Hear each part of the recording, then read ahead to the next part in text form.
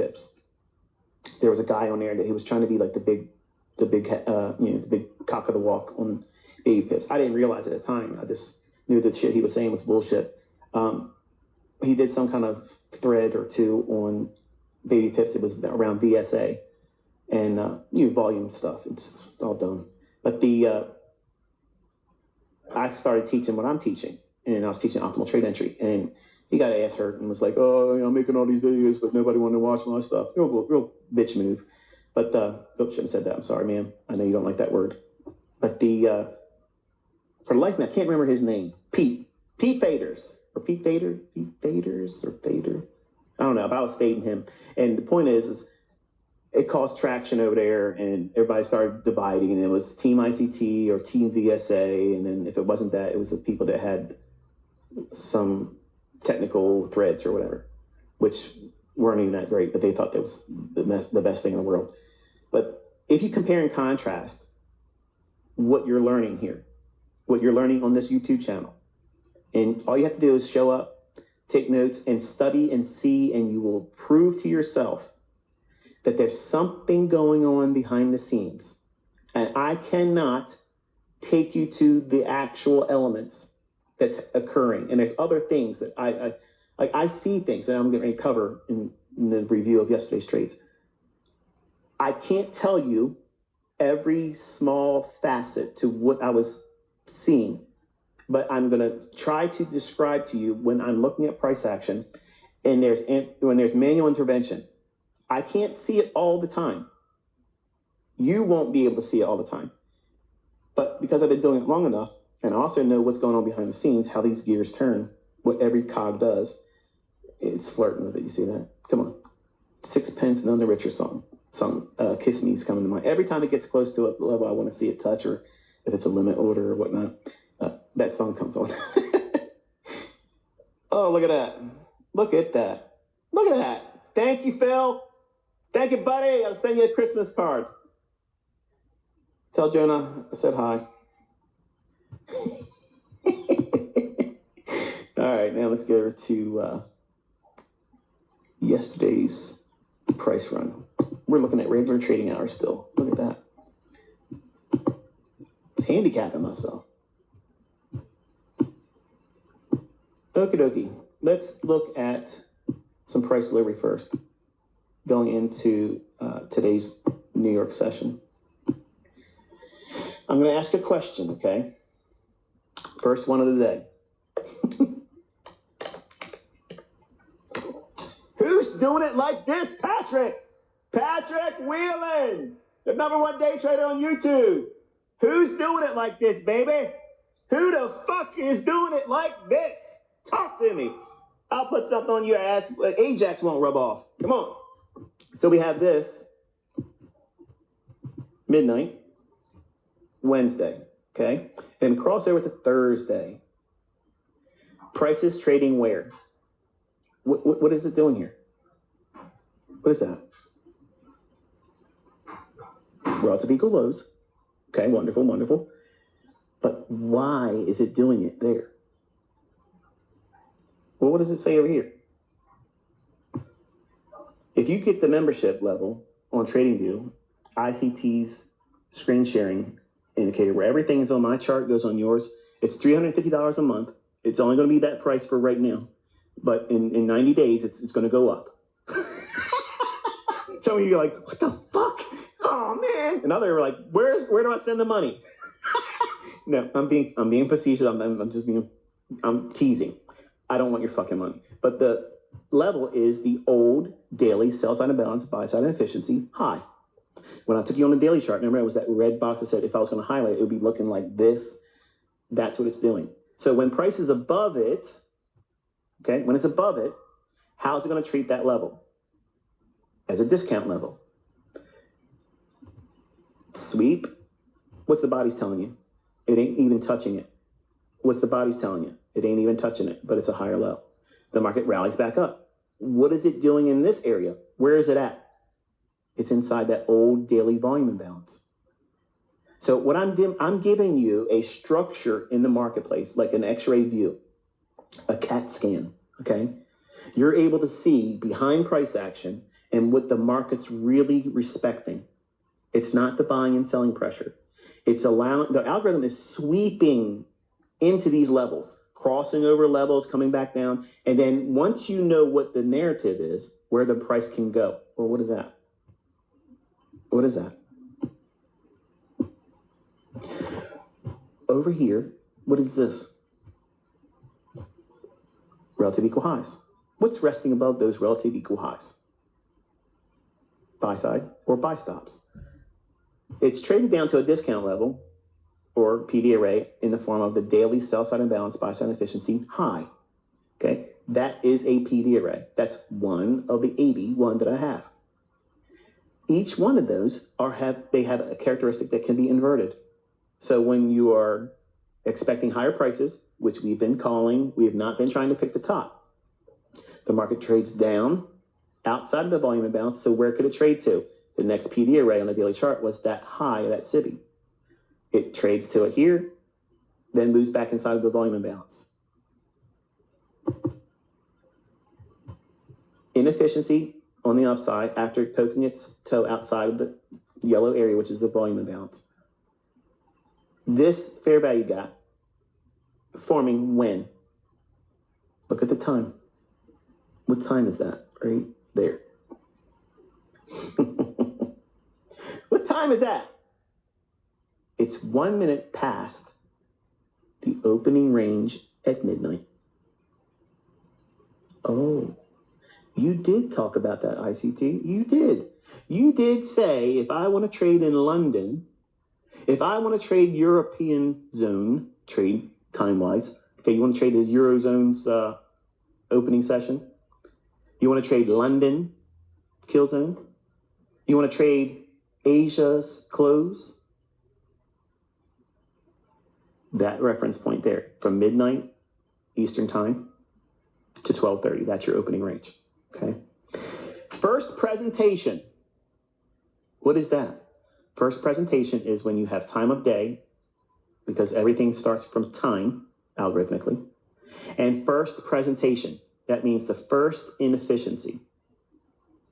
You want to take that and carry it through, cast it forward throughout the entirety of the day, okay? It uses it here and touches it right there. It drops right into that, okay? And I'm going to show you a secret indicator. And it's really important that you have to agree to me. Agree with me, spit on your hand, handshake. Don't spit on your hand. I would never do that. I don't even know why I said that. That's gross. I'm thinking of the movie Stand By Me, which was amazing. Amazing movie. The book was actually better. It was part of a Stephen King novella called The Body. But I think they did a really good job producing that movie. It was one of my children's favorites too, but they shake hands like that in the movie. But it's kind of like a pinky promise. You remember doing that in school? But here we have 1:50 a.m. right there. All the way over to 2:10 a.m. Everything I'm showing you is the same for British pound versus USD. Same thing for Euro versus USD. Same thing for dollar yen. Same thing for dollar CAD. Same thing for Aussie dollar. Same thing for New Zealand dollar versus the US dollar. So Forex, it works the same way, okay? Please stop demanding that I show examples. I said I would, but when it's salient and it's not something that's only specific to Forex, I can say these things and they're germane. It's the same thing. It's the same thing in Forex, okay? But this is a macro. It's the first one you're going to get to as you enter into London open kill zone, 2 o'clock to 4 o'clock. That's your sweet spot, okay? Then we see it touch that fair value gap, which is first presentation right there, inside of the range of the first 30 minutes, 12 o'clock to 12:30 a.m. Eastern time. Does it react off of it? Yep. Creates another fair value gap, which is also part of what? What do you see here? Here, here, here. Bullish breaker. So even if you don't see this fair value gap, it's fine because you'll get the breaker there. Drops once more. What is this little indicator telling me right here?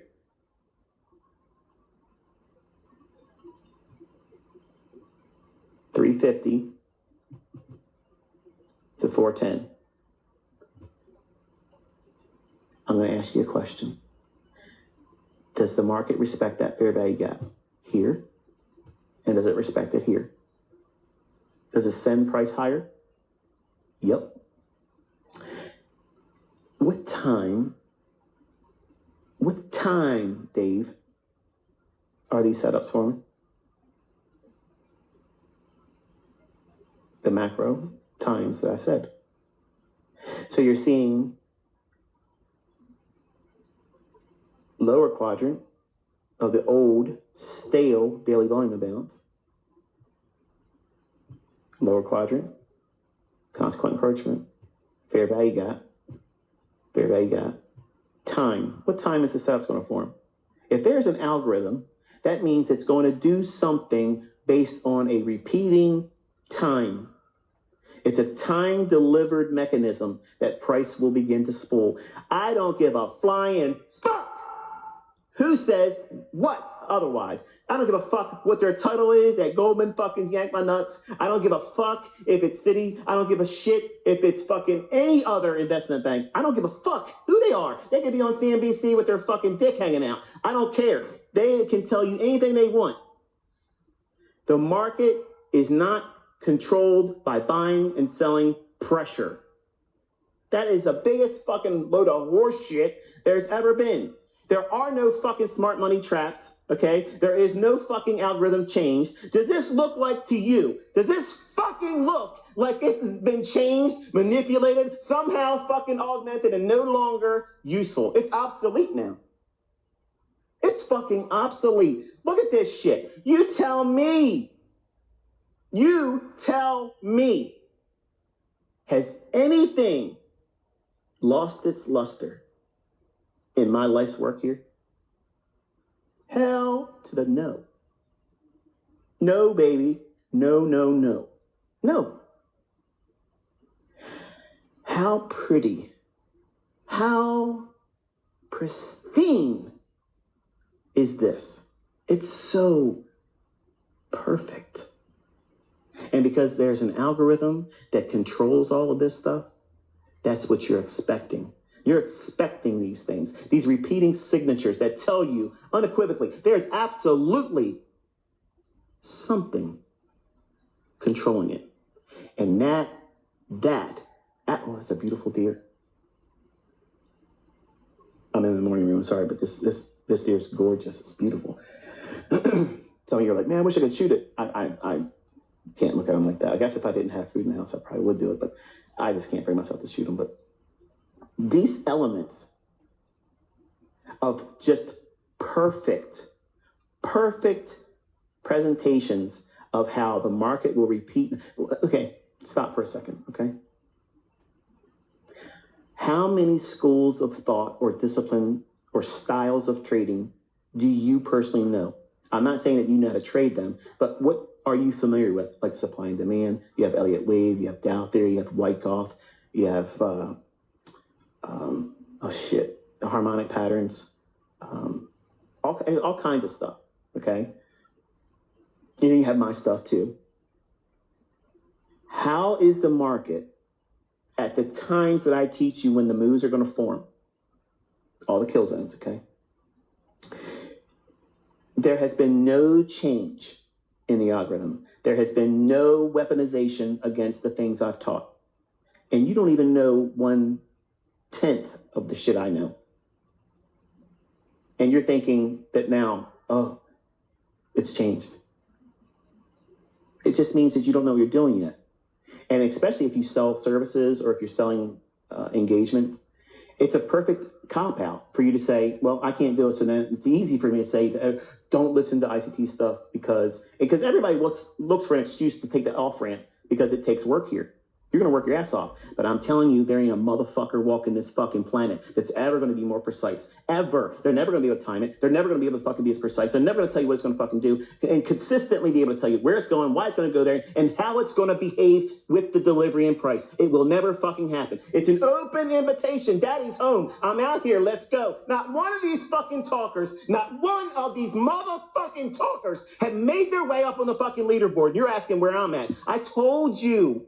They would not come. Dave, with all due respect, buddy, just bring it. Stop sending messages like a pigeon between fucking pro-charge and Mopar, okay? He's in both of our communities. Stop doing all that shit. Get on the fucking leaderboard, okay? And there it is. But doing all this stuff, stop. That's dumb. I expected more from you. But not one, just like I told you, not one of these motherfuckers ever came. Not one time. And I'm rubbing your fucking noses in it again out here. I'm begging for it. Come. I have not forgotten how to fucking trade. I have not fucking somehow got amnesia. Does it look like I don't know what the fuck I'm doing? Some of you are thinking, fuck, I'm glad I didn't do it. You're fucking right.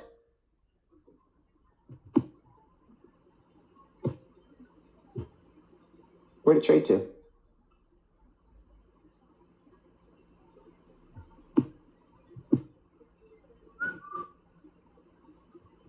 See that? But it's probably random. It's probably random. It's probably, I don't know, guesswork. Let's go into yesterday.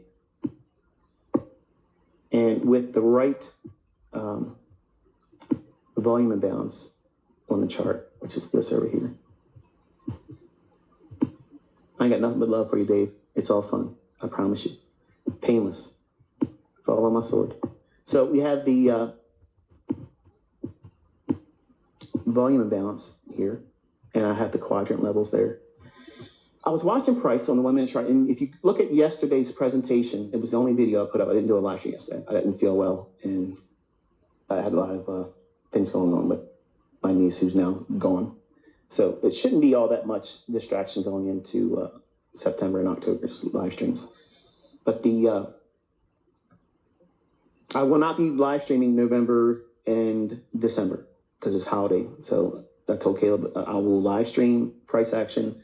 I'll give you everything that I'm willing to pour into it. But when we get to November, I'll do pre-recorded videos and lectures to amplify what has been shown in the live streams.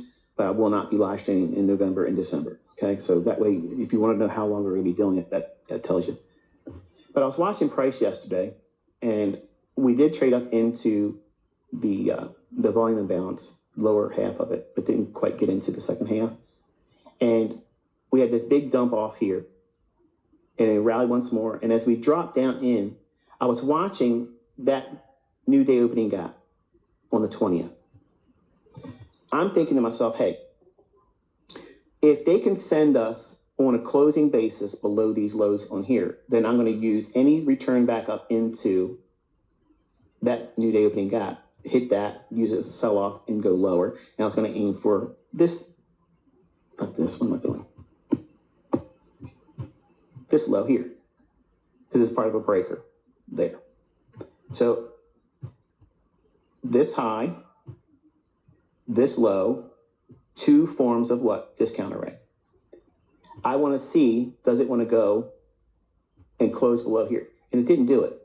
And as I was watching it, I was looking at this fair value gap that I didn't even go watch the recording yesterday. You'll see me do two things there. Because I'm using a 1 minute chart and because I'm trying to annotate it while I was recording it for you, I highlight this area here and I don't get a chance to throw the rectangle on this candle's low and this candle's high. It's a little off. Look at the recording, you'll see. It's not anchored properly. And because I see that we're now dipping in here, I'm like, okay, I want to catch it on a buy stop. So I go in and I put in a order to buy it as it clears and should breach the consequent encroachment. I want to be in it should it do that. So I heard him grab this and do something like that when it's trading here. So if it's going to go, and if this really is an inversion fair value gap, it's going to be treated as like a springboard.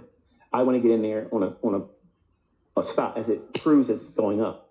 That way, what it's doing is if it just drops out of it and goes lower and attacks these relative equal lows, I won't be filled. I'm buying the strength that the inversion fair value gap should prove to me with delivery of price because it's already wicked outside of it. See that? So in here, running up, and then we're back down in here in this consolidation, which side would you bet on going to relative equal lows or the relative equal highs, but into the area that was not delivered yet on that old daily volume imbalance? At the beginning of this live stream, I showed you that if you were one of the individuals that were saying that the volume balance was completely closed in already, it's because you had it set wrong on your daily chart. You had settlement toggled when I didn't.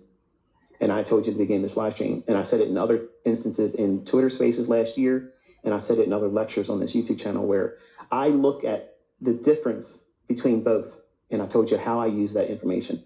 Whichever gives me the wider range, okay, whatever gives me the wider range for inefficiency, or if it's a body for an order block, I'll look at both, and whichever one's, like if it's a bearish order block, I'll use the higher one. So if it's going to trade up to a higher opening price for the up close candle that makes a bearish order block, if the context is there for it to be an order block, not just any up close candle, it's a bearish order block, I'll use the one that's higher, and I'm toggling that set to settlement price and or not do it. And whichever one's the more of a range that I have to make compensation for, that's the one I'm going to use. So I might miss trades because I do that. And that's sometimes the result of me trading that way. But it's okay. Not getting in a trade, even if it runs 250 handles, is so much better to sleep on than getting in a trade, losing, pushing my will in the market, taking another trade, and then keep getting beat up, doing it wrong. I'd rather miss a move that would have been profitable and not get filled doing the right thing than trying to do something over and over and over again that won't make money. You know what I'm saying? Like that, I can accept it. My ego is hurt a little bit because I know when it does take off and have these big runs, I want to be able to say to my wife, like, look at this right here. You see that? See who you're fucking married to, broad? See that? I call her that all the time because she's broad-chested, and it's not a derogatory statement. But some of you in the listening audience that are women are like, wow, that was really rude of you. You just lost a lot of respect. You don't know the dynamic between my wife and I. Okay, trust me. She knows who butters her fucking bread, okay? Oh, I'm twisting it. I'm trying to get all kinds of drama started up today. I'm really not. I'm just having fun. But I wanted to be a buyer on the upper half of that inversion fair value gap.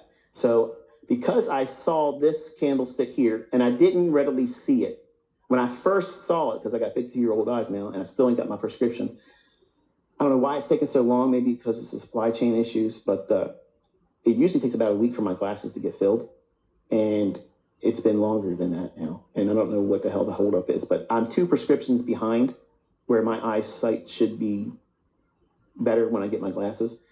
When I first was watching it, I thought that these candlesticks were actually closing closer to these bodies. So it didn't register as strongly as it did when I realized. I was like, oh shit, it has already done it. Like it's done it. It's went down below the bodies here. It's already did the rejection block. That would have been a better entry for me.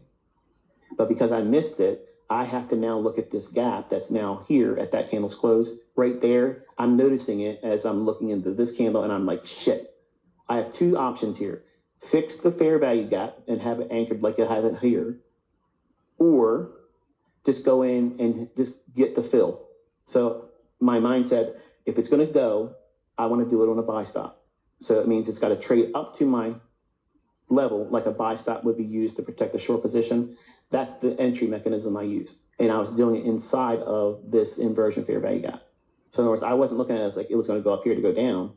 Initially, I was looking for reasons to try to maybe suggest that it may do that and then catch a smaller immediate rebalance or a fair value gap on a 15-second chart after it respected it. But when I looked at the candles, like, oh shit, actually, I'm reading that wrong. I'm going to go in there and treat it as an inversion fair value gap. So I couldn't get it drawn out properly, but you can see that it was me obviously buying it. So I went in, put in a buy order on a stop. It fills me. And then you start seeing me measure this wick over here. So I'm looking at this wick thinking, okay, it's going above it. Now I'm going to try to add to it, and I'll put 4 more contracts on as it touches consequent encroachment. I wanted to see that as an opportunity to do so. Go watch the recording. You'll see me doing this. But this thing just starts saying, yeah, I'm going up. And you missed the train. If you ain't already on, you missed it. So it goes up and then eventually finds its way to the high end and then blows out the high of it. And then immediately, I said this in Tanja Trade's live stream, but I don't see her chat. And I didn't know you could do that. I thought when you do a live stream, you can see the chat. But apparently there's a way to make the chat not visible, whatever. But there's a large number of you in there. And when I say something, everybody notices it. Even the ass munches that want to make some comments. ICT, I can't trade here. I can't trade like you, ass backwards, my head on my ass, but I can trade well. And I called the sell side. I said it'd be nice if it could take out the sell side level. And I'm sure as I said it, people are like, oh, he called it lower. But I wanted to see it do this type of thing here up to the top of the volume imbalance and then give me something here. But it really blew out really high. And then all of this, it was so fast, I couldn't. Well, I know you're probably thinking, well, didn't you just show us what you did?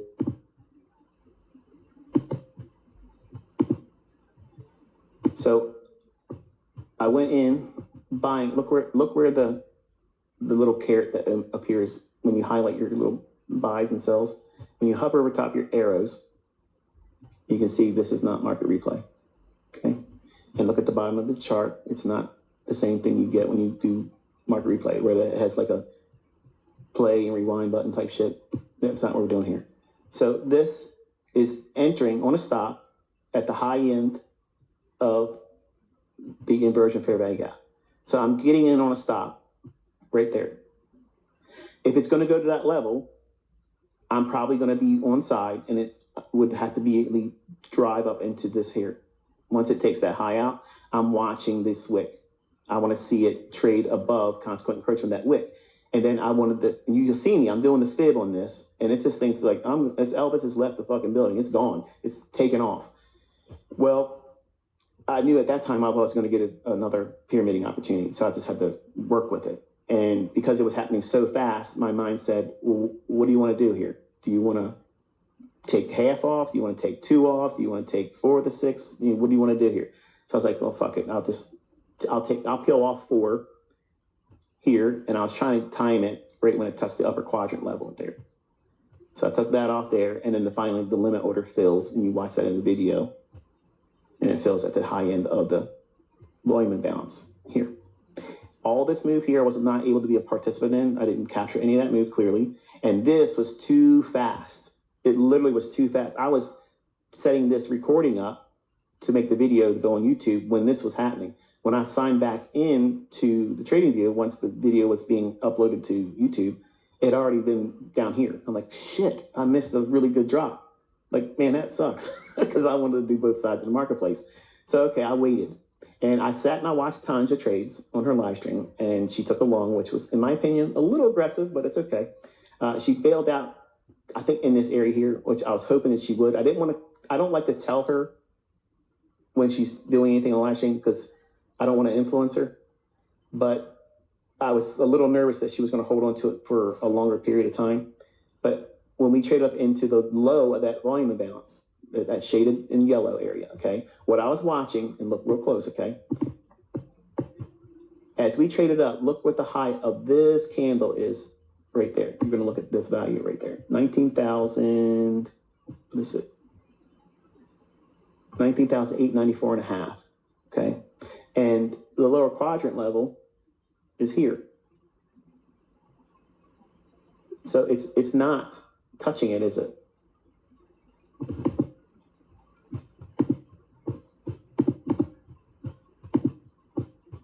Is that body on there? I'm sorry, not body. Is that wick on there? Touching it? Nope. So what does it do? It trades down. Okay. So what's an ICT order block? What is an ICT order block? It's a change in the state of delivery. Now, I'm going to put the execution back on again.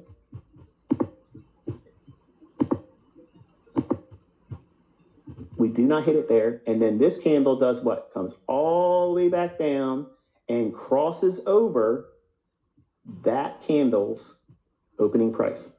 That is when the algorithm changes. Now we're going lower. We've done the delivery to the buy side, trading right back up into what? The old daily volume imbalance. It's using that same PD array. It's not support and resistance. Nothing in here, support and resistance. It's trading up into that. And then I'm waiting for the price to do this. Cross that opening price. Once it does that, these two consecutive candles is my real order block, which I got a text message from Caleb the other day. I think it was yesterday. I don't know if it was yesterday or yesterday evening. I can't remember. But he sent me a little screenshot of Chat GPT or Chat GP. I don't know what the fuck it is. It's some kind of algorithm. And I guess it's like Wikipedia where everybody can contribute to whatever. He was trying to show me that order blocks. And it says, nobody's really associated as the originator of it. The fuck they ain't. It's mine, baby. That's fucking all mine. The point is this. Nobody else can tell you what an order block is. I can. And I want people that think they know it. And here's my open challenge for all of you listeners. If you know somebody that says they understand what an ICT order block is, pray tell. Please tell me who they are that they're live streaming, and I want to see them call order blocks live. I will go into their chat. I will be polite. I will not ridicule them. I will not trash talk them. I will not try to be ignorant or try to be condescending. I want to see someone, because I'm going to tell you right now, none of them, even my charter members, cannot tell you every valid order block. I promise you that. Can they find ones that support a trade? Absolutely. But you're talking to the Glean, a Dean of Glean here when it comes to, this is my stuff. And you're going to discover that what you have been hearing about from other people that want to kind of like dilute it, because they're trying to take you subtly away from the brand of ICT, so that way they can carve out their own little niche. And I get it, but I'm not the one to do that with, because there's a lot of things that you'll never learn from me, and I'm going to keep it that way. So nobody can say, oh, I figured out the algorithm. You're not figuring me out. You're never figuring me out. Like everything, even the goofy, silly shit that I do that because I know I'm going to get gears turning. But I'm literally 25 steps ahead of every one of you. In my analysis, I'm so far ahead in where price is going to go. I'm just simply waiting for it to do what I'm teaching Caleb to do. Conceptually, he's doing the same thing. I know what the algorithm's likely to do in certain parts of the day based on time. And I'm waiting for these things to materialize in a chart. When I'm doing these live streams and I'm talking over live price action, Caleb has the benefit of watching when he can. He can't do it all the time. But when he's not at work or when he's sneaking and I don't want him doing that, he's watching me talk about very specific things. And then he's looking at delayed data. He does not have real-time data. So he can see me call something, and then several minutes later on, he watches the candles form. So he has the benefit of knowing that Dad said this. Now I'm waiting for the chart to present that, and then I'm going to watch it as it's happening. I'm going to watch it. That's how you should be using these live streams. When you're watching the recordings, do the same thing. Even if you watch it later on, you can't watch it live or whatever. That's how you should watch it. Rewind and keep rewinding that spot that I'm talking about something about price, and then you watch the candles, because I'm looking at a 1 minute chart. That's a very, very low time frame. You don't need the less than 1 minute. 1 minute's going to give you a lot of details, but you're watching the fluctuations of every one of these individual candles. So when we traded back up into that volume bounce low after this big drop off, what's the likelihood of where price is doing this? Is it more likely that they're going to come back down and sweep below the sell side here when we trade at this level, or continue up and take out that high? What do you think the likelihood of this? Clearly, it's going to be exploring the downside, sell side, okay? Why? Because we've been going up for a long time, and we finally worked our way to and through that daily volume imbalance. So it's exhaustive. It's like, I'm just going to throw it all up there and be done with it. And that's what they did. They just pumped it up there real hard and allowed a heavy measure of distribution come into the marketplace. I knew this, and watching the market trade back up into the low of the volume imbalance, then I wanted to see, does my order block give me my signature of when it's going to be good to sell short? Up close candles, your consecutive, opening price, that's your change in the state of delivery. It right there gives it to me. It does not, listen folks, it does not require a close below. Okay? It doesn't require that. It's not an engulfing candle that does, fuck all that. That's not what's going on. There's other things that are distinct away from the single up close candle, or in this case, when they're consecutive. All of this is the entire order block. Okay? That's the entire order block. But your eye goes to the opening price, the lowest opening price of the consecutive candles. In this case, it's this right there. When it takes that out there, all it does is have to breach it. That means trade to it and below it, one tick. That activates that right there. And my eye goes right to that, because everything going forward, the algorithm is going to refer back to that same price. Watch. Man, this is almost like a paid mentorship level. You feel like a charter member right now? I don't even deserve this. Why is this guy giving this away for free? I know. It's probably because I got money. So we have the opening price here, and this candlestick crosses over it. Right there at that point, as of 11:16, we are now in a sell model. Okay? This candle, we open right at the low of the volume imbalance. We open, trade up a little bit, come right back down. Next candle, opening, rallies back up. Does it take the rejection block? There. Because if it takes the rejection block, that nullifies the order block. It completely undermines it, says, nope, don't do it. If I have a trade open, I will kill it. Find that in my lectures. Charter members have no idea. That's the first time they heard it too. So no one's figured that out. You're hearing it now, but you're going to hear it in people talking about it in their live stream. They're going to talk about it in their mentorships and stuff, but it's all here. You learned it today, August 22nd, 2024. And then right here, we cross back down. In here, we do not get the rejection block. And as it was forming lower, as I'm aiming right towards the low of that, I'm getting two things at one time. Failure to get the rejection block, because it should have did it spike right up in it, bang, and done. Because if this is about an order block, it should not go there. And I'm waiting for that. I want to see it. Okay, it's wonderful. Drop. Right there's my fill. I'm eyeballing it, marketing in. And I'm trying to aim it as it's hitting where the body is starting to drop down, drop down, drop down. I'm trying to aim at it as it's hitting the low of the volume imbalance. That shaded yellow area. That's the same section on the daily chart where there's a section where there's no bodies that overlap or connect. It's just the wicks. Everything we talked about this whole presentation today. So then we close here below that price. Every time we hit that, does it support lower? Lower high, yep. Lower, yep. Only going back up into this candlestick here. Sell off. Adding to it. I'm pyramiding. What am I adding into? I'm adding into the low of the new day opening gap on the 20th, right here. Oh, but look at this. You had a little bit of retracement. Right. My larger position's up here 6. I'm not underwater. It never goes into a negative. It never. Do the math on it. That's why I go in with the higher portion larger first, and then I can pyramid down here. I can take a little bit of heat on that trade. It's not taking me into negative $1,500, negative $2,500 and hoping and praying. That's not happening. The market breaks lower, comes one more time. Which is it? What is it hitting here? That's the daily SIBI high. Hits it here.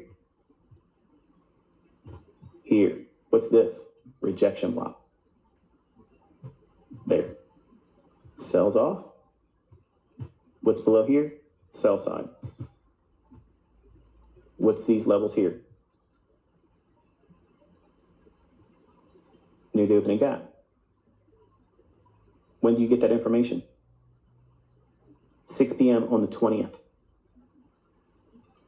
I'm aiming for sell side below here, and I'm trying to reach below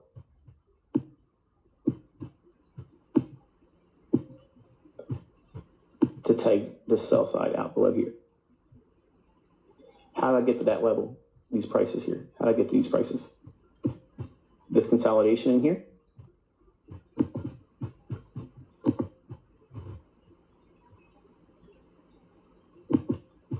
I love ICT.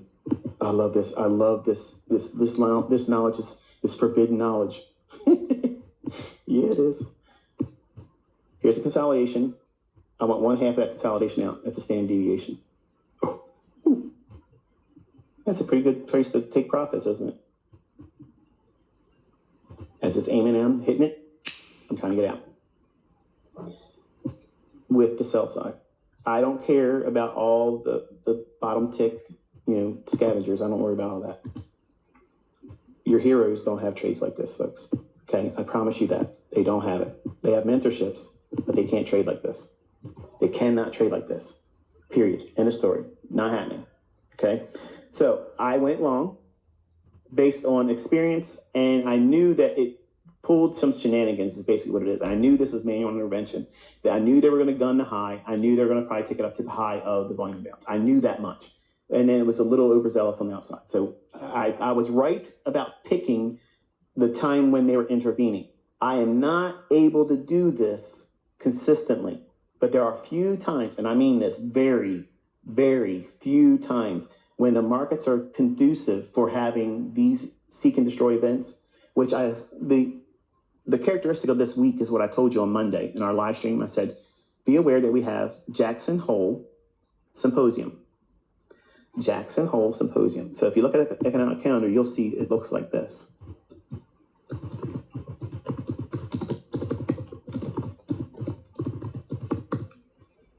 Anytime going in the future, as a trader, when you see that the economic calendar has that on it, you're going to have delivery of price that will overlap back and forth, up, down, up, down, up, down, up, down.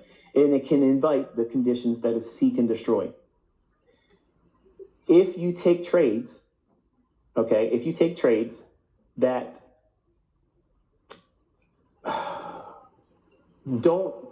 if you don't take partials, let's put it that way, you're going to give up the best wins and you'll overstay your welcome. I proved this yesterday by having a trade on and telling my students what I was looking for. I wanted a little bit more overzealous target. I had a runner, still trying to squeeze a little bit more juice out of the lemon. And it finally came back and took me out of what I was aiming for. I don't think that a Jackson Hole Symposium week is a week that you should push real, real hard on, because it takes a lot of experience to find a good setup and not get overlapped. That means like when you see a price run where it goes like this, it runs up, comes back down, doesn't take the low out, and runs right back over top of it. Just look at the price action over this week. Promise, when you look at it Saturday, how we've done intraday price action, up, down, up, down, up, down, it's overlapping. It railroads back and forth. And it's like wonderful setups there, but you have to pay yourself. You got to get something out of them or you'll get your ass handed to you. So because of that, you want to see far less trading, okay? And since we had day 1 of the symposium today, tomorrow's day 2 on Friday, and then Saturday's day 3, you want to try to do your trading at the beginning of the week. And if you're going to do anything in the latter part of the week, you want to be very, very light-handed and not have a lot of leverage on. And don't trade a lot. Get one good setup, be content with that, and paper trade the rest of the time. There's nothing wrong with that. Taper, don't even push the demo. Just observe it. And don't think, wow, I could have missed that. I missed that move. It was a big move. There's always moves. There's always moves coming. But if you take a loss on a week now that I've told you that this is the characteristic, and you still try to push the envelope of risk and over leveraging and frequency of trade and over trading it, you're going to think, man, ICC, he's a dick. He told me this is going to happen. and I still did it. And you're going to blame me, but you did it wrong. You crashed into the tree. You drove drunk. I didn't put you behind the wheel of your trading account. I'm telling you, don't drive. Just try to do it at the beginning of the week. So that's a week when we can do what? Trade on Mondays. Now, if Jackson Hole Symposium starts on a Monday, or any one of those 3 days of that symposium is on a Monday, you don't trade on Monday. Absolutely don't trade it.